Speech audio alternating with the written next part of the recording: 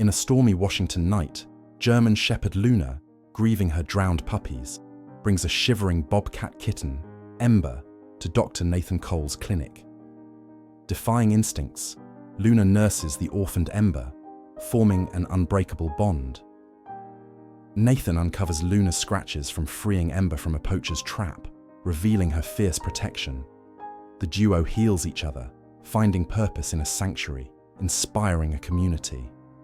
Their story of loss and love leaves viewers in tears. Don't miss this heart-wrenching tale of Luna and Ember's unbreakable bond. Watch now to witness their journey of love and survival. Share this video with animal lovers everywhere to spread their inspiring story. Comment below with your location and how this story touched your heart. Hit that subscribe button to catch more heartwarming tales. The rain came down in sheets, hammering the tin roof of Pine Hollow Veterinary Clinic in rural Washington. The Olympic National Forest loomed beyond the small town, its dense evergreens shrouded in mist. Dr. Nathan Cole, a veterinarian with a decade of experience etched into his calloused hands, was scrubbing blood from the exam table after a late surgery. A stray cat with a fractured leg. The wall clock ticked past 8:30 p.m., its hands sluggish in the dim fluorescent light. Nathan's hazel eyes, shadowed by fatigue, flicked to the window where rain blurred the world into a grey smear. He was ready to lock up, to retreat to his small apartment above the clinic and drown the day's wait in a cup of black coffee. Then came the scratching. Not the tentative pawing of a lost pet, but a desperate, forceful clawing that vibrated through the wooden door. Nathan froze, his rag dripping soapy water onto the floor. The sound came again, urgent, almost human in its insistence. He dropped the rag, strode to the door, and flicked on the porch light. The bulb cast a weak glow through the deluge, illuminating a German shepherd standing in the rain. Her black and tan fur was plastered to her frame, water pooling at her paws like a dark halo. She trembled, but her dark brown eyes held Nathan's with a fierce clarity. In her mouth, cradled with impossible gentleness, was a tiny, soaked bobcat kitten, its spotted fur barely discernible through the wet. Nathan's breath caught. He knew this dog, Luna, from the Harper family's farm on the edge of the forest. She'd been in 2 weeks ago, proudly nursing a litter of 5 puppies, her tail wagging as Sophie Harper, the family's 10-year-old daughter, chatted about naming them. But now, Luna looked like she'd clawed her way through hell. Her ribs pressed against her sodden coat, and her muzzle bore fresh scratches, thin lines of blood mixing with the rain. The bobcat kitten, no bigger than a teacup, shivered violently, its amber eyes half closed, too weak to cry out. "Luna, what have you done?" Nathan murmured, opening the door wider. Luna stepped inside, her paws leaving muddy prints on the linoleum. She moved with deliberate care, as if each step might shatter the fragile life she carried. She set the kitten down on the floor, nudging it gently with her nose, then looked up at Nathan, her gaze a silent plea. The kitten mewed, a faint, broken sound that pierced the quiet, and Luna whined in response, her body curving protectively around it. Nathan knelt, his knees creaking, and reached for the kitten. Luna tensed, stepping forward to block him. She didn't growl or bare her teeth, but every muscle in her body radiated warning. Nathan's years of reading animal behavior kicked in, and he raised his hands, palms out. "All right, girl, I'm not gonna hurt her. Let me help." He grabbed a soft towel from a cabinet, moving slowly, letting Luna track his every motion. Her eyes never left his hands, her ears twitching at the faintest sound. Nathan draped the towel over the kitten, lifting it to the exam table under the bright surgical light. The bobcat's fur, now slightly drier, revealed distinctive spots, faded by hunger and cold. Nathan's fingers, steady despite the shock, checked her pulse, weak but steady. She was maybe 4 weeks old, hypothermic, dehydrated, and starving, but bore no visible wounds. Her faint cries grew louder as he warmed her, and Luna whined again, pacing at the table's edge. Nathan's mind raced. A German Shepherd carrying a Bobcat Kitten. It defied every natural law he'd studied. Predators didn't save prey, especially not with this kind of devotion. He warmed a bottle of kitten formula, the milk's sweet scent filling the air, but before he could feed her, Luna did something that stopped him cold. With a grace that belied her size, she leapt onto the exam table, a first in all her visits. Nathan froze, his hand hovering over the bottle, unsure whether to intervene. But Luna simply lay down, curling her massive body around the kitten in a protective crescent. The bobcat, instead of cowering from the towering predator, inched toward Luna's belly, found a teat, and began to nurse. Nathan's jaw dropped. The bottle slipped from his hand, clattering onto the counter. "Unreal," he whispered, stepping back to take in the scene. Luna's eyes softened, her breathing steady as the kitten suckled. The scratches on her muzzle glistened under the light, and Nathan's gut twisted. Wherever Luna had found this kitten, it hadn't been a gentle journey. He glanced at the clock. 9:15 p.m. He needed to call the Harpers. Flipping through his records, he found Jack Harper's number and dialed. The phone rang 4 times before a rough voice answered. "Cole, that you?" "Jack, it's Nathan. Luna's at my clinic. She's fine, but she brought me a Bobcat Kitten." A long pause. "A what?" "You heard me. Can you come down? I need to know what's going on." "We'll be there in 20, Jack said, his voice tight with something Nathan couldn't place. Relief, maybe, or dread. While Nathan waited, he watched Luna and the kitten. Luna licked the kitten's head gently, her tongue smoothing the damp fur with maternal precision. The kitten, now warmed by Luna's body, nursed with growing strength, her tiny paws kneading against Luna's belly. Nathan noted the scratches on Luna's muzzle, shallow, likely from brambles, but fresh enough to suggest a recent struggle. He checked Luna's paws, finding mud caked between her pads, flecked with pine needles. She'd been deep in the forest, far from the Harpers' farm. The clinic door swung open, admitting a gust of rain-soaked air. Jack Harper, a burly man in his 40s with a weathered face and work-worn hands, stepped inside, his flannel jacket dripping. Behind him was Sophie, her dark curls plastered to her forehead, her green eyes wide with worry. She clutched a stuffed rabbit, its ears frayed from years of love. "Luna!" she cried, rushing forward, but Nathan caught her arm gently. "Easy, Soph," he said, his voice low.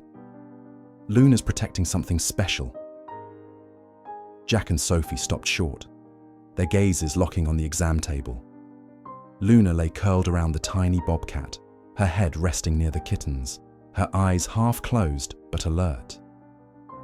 The kitten was still nursing, her faint suckling sounds the only noise in the room. "That's a bobcat?"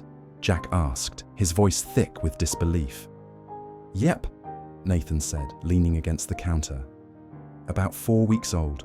Luna brought her in, soaking wet and half dead. Any idea how she found her?" Jack ran a hand through his wet hair, his face crumpling like old leather. He pulled up a chair, its legs scraping the floor, and sat heavily. Sophie clung to his side, her eyes glistening with unshed tears. "It's been a hell of a couple days, Doc," Jack said, his voice breaking. He stared at the floor, his hands clasped tight. 2 nights ago, that storm hit hard. Creek overflowed, turned the low ground into a lake. We were low on supplies, so I drove to town, left Luna and her pups in the barn, thought they'd be safe. But by the time we got back..." He swallowed hard, his Adam's apple bobbing. "The barn was under a foot of water." Luna had moved her pups to a hay bale, but it wasn't enough. All 5 were gone. Sophie's sob broke the silence, sharp and raw. She buried her face in Jack's arm, her shoulders shaking. "She tried, Dr. Cole," she whispered, her voice muffled. "She carried them one by one, but they were so cold. They weren't moving anymore." Nathan's chest tightened.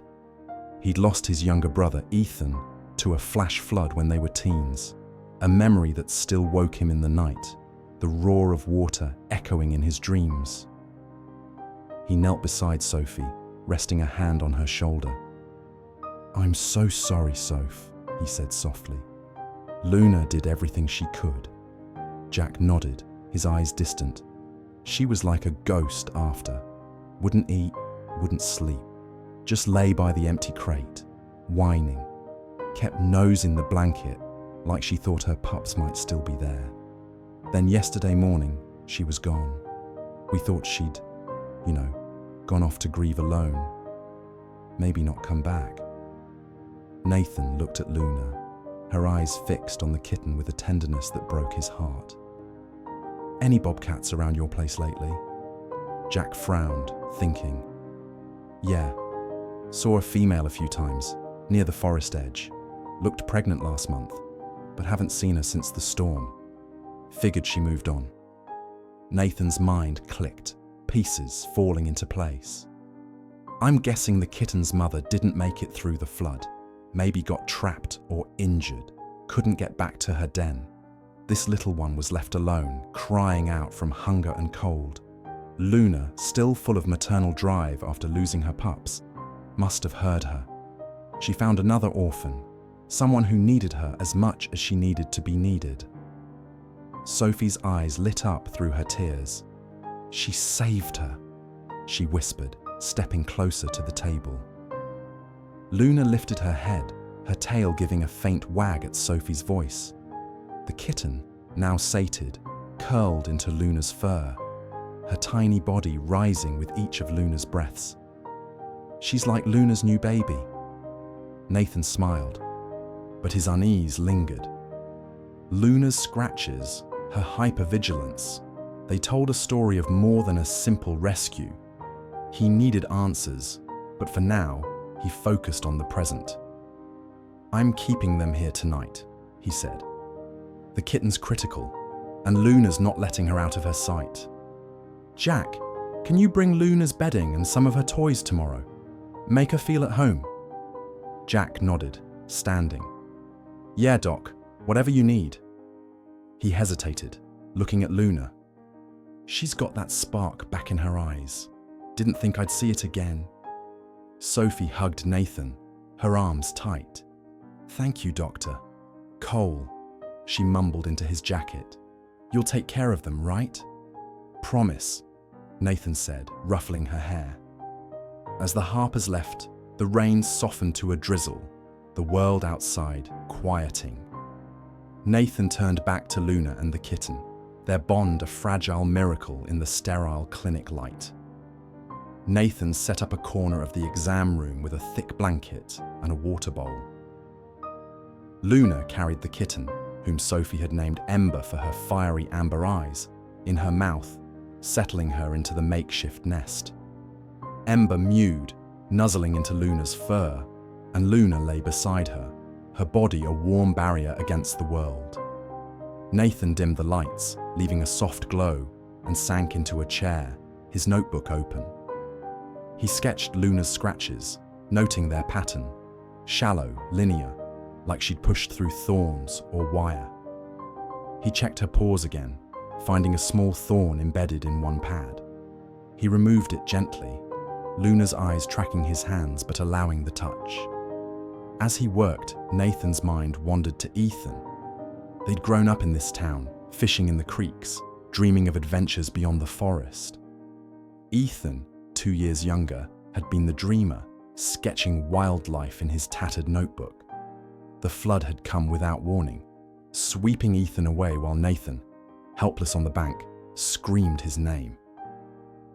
The guilt had driven Nathan to veterinary school, a way to save lives he couldn't save before.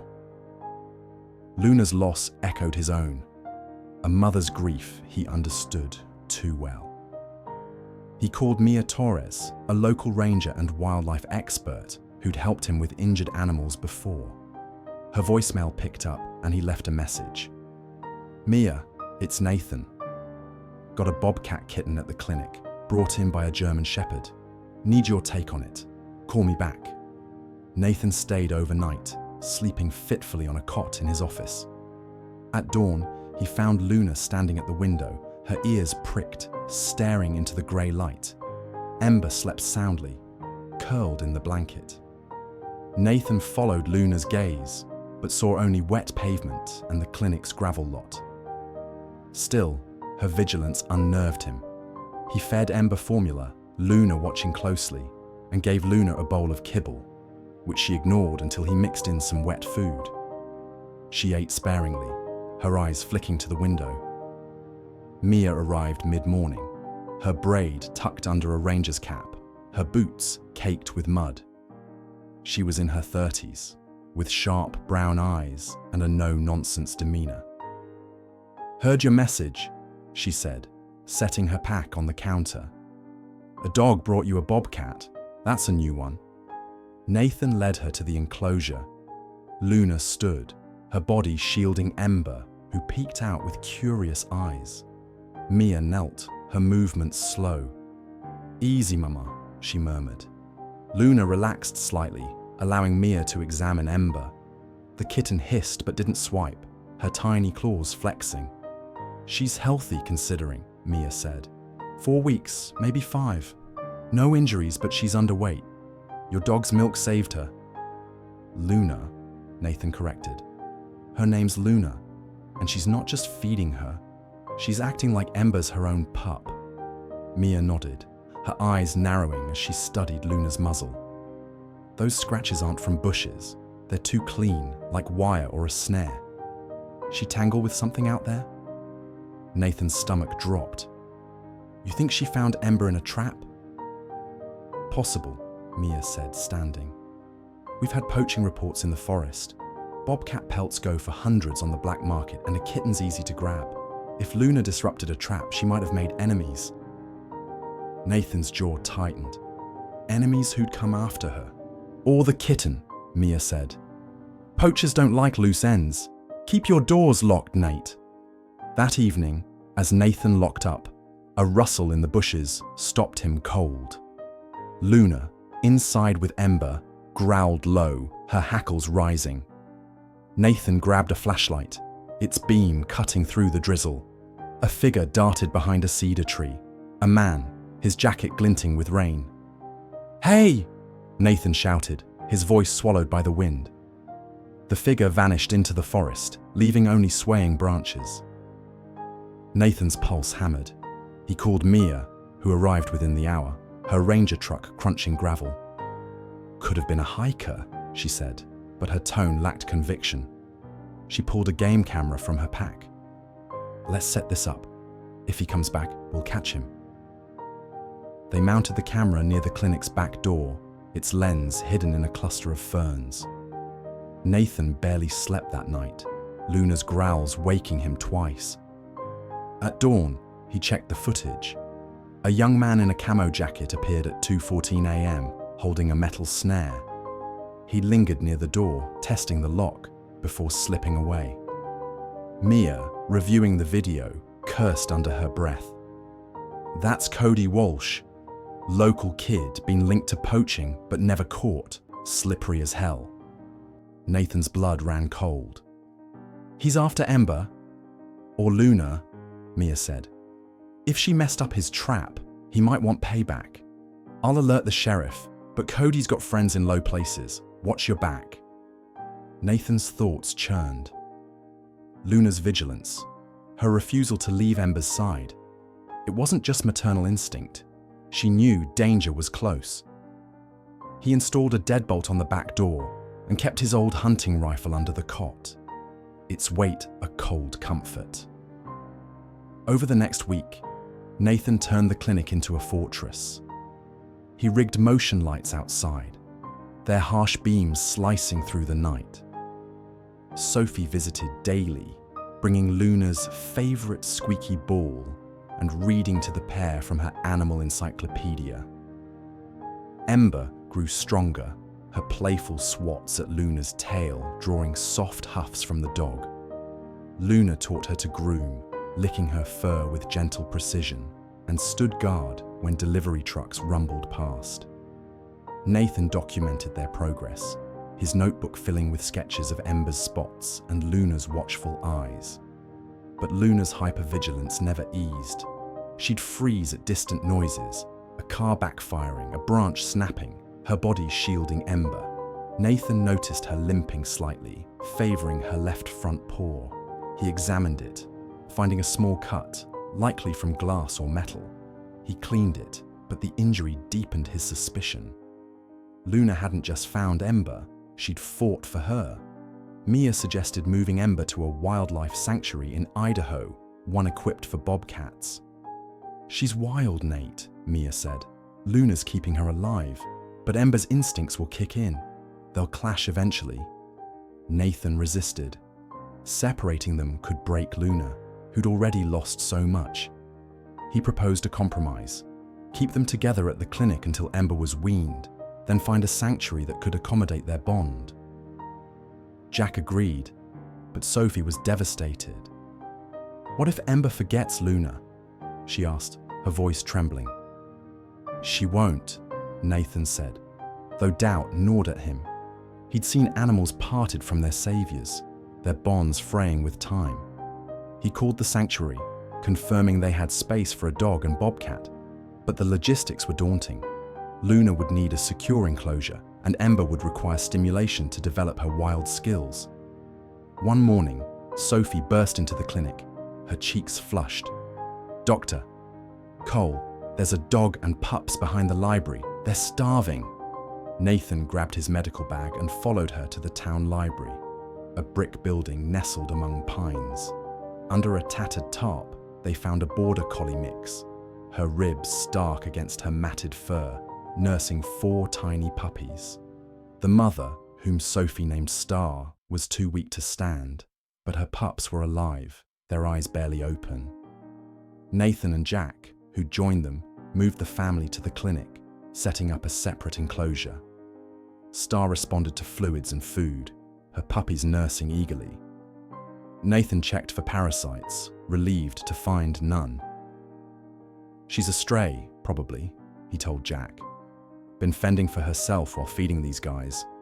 Tough as nails." Sophie named the puppies, Jasper, Milo, Finn, and tiny Luna, after her hero. When Luna heard the new arrivals, she stood at her enclosure's edge, ears perked. Nathan watched, nervous. Would she see them as threats? But Luna only whined softly, her tail wagging faintly. Over the next days, he introduced them carefully. Luna sniffed Star's pups through a gate, her posture relaxed, while Ember watched from a perch, her tail twitching with curiosity. The town rallied around Star's family. The local diner donated food, and the hardware store offered crates. Sophie's school started a fundraiser, kids selling bracelets to cover vet bills. Nathan felt a warmth he hadn't in years. Pine Hollow, scarred by floods and economic struggles, was finding its heart again. The game camera's alert pinged Nathan's phone at 1:03 a.m. He bolted upright, grabbing his rifle. Maya met him at the clinic, her flashlight sweeping the lot. They found Cody Walsh prying at the back door, a crowbar in hand. Luna's barks shook the walls, Ember hissing behind her. Mia tackled Cody, pinning him, as Nathan called the sheriff. Cody struggled, his face twisted with anger. "That damn dog ruined my trap," he spat. "That kitten's worth $1,000." The sheriff arrived, cuffing Cody. Under questioning, he confessed to setting snares near the Harper's farm, targeting bobcats. Luna had likely found Ember in one, freeing her at the cost of her own scratches. Cody had tracked them to the clinic, hoping to reclaim the kitten. The sheriff found more traps in Cody's truck. enough to charge him with felony poaching. Nathan's relief was tempered by Mia's warning. "Cody's got buddies," she said. "They won't come for Ember now, but they might hold a grudge. Keep Luna close." The Idaho Sanctuary confirmed they could take Luna and Ember with a custom enclosure for their unique bond. Nathan drove them there a month later, Jack and Sophie in the back seat, Luna's head resting on Sophie's lap. Ember, now scampering with confidence, rode in a carrier, her eyes bright. The sanctuary was lush, with towering pines and rocky outcrops. The enclosure featured a heated den for Luna and climbing structures for Ember. As they released the pair, Luna explored cautiously, her nose to the ground. Ember bounded after her, pouncing on a leaf. Luna lay beside her, her eyes soft, and Nathan felt a lump in his throat. Sophie hugged Luna, tears falling. "You're a hero," she whispered. Ember glanced at them, her amber eyes catching the sun, then returned to Luna's side.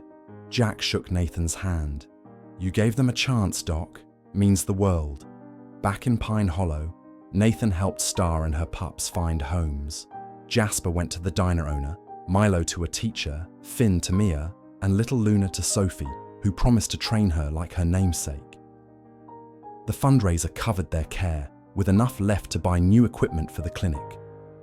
Sophie started a junior vet club at school, teaching kids about animal rescue. Nathan joined as a mentor, finding purpose in their eager questions. He visited Luna and Ember monthly, watching Ember grow into a sleek bobcat, her wild instincts sharpening. Luna, graying but strong, adapted to the enclosure, her bond with Ember unbroken. They slept curled together, Ember's head tucked under Luna's chin. Nathan stood at the sanctuary's fence, Sophie beside him, now 13 and taller, her sketchbook filled with drawings of Luna and Ember.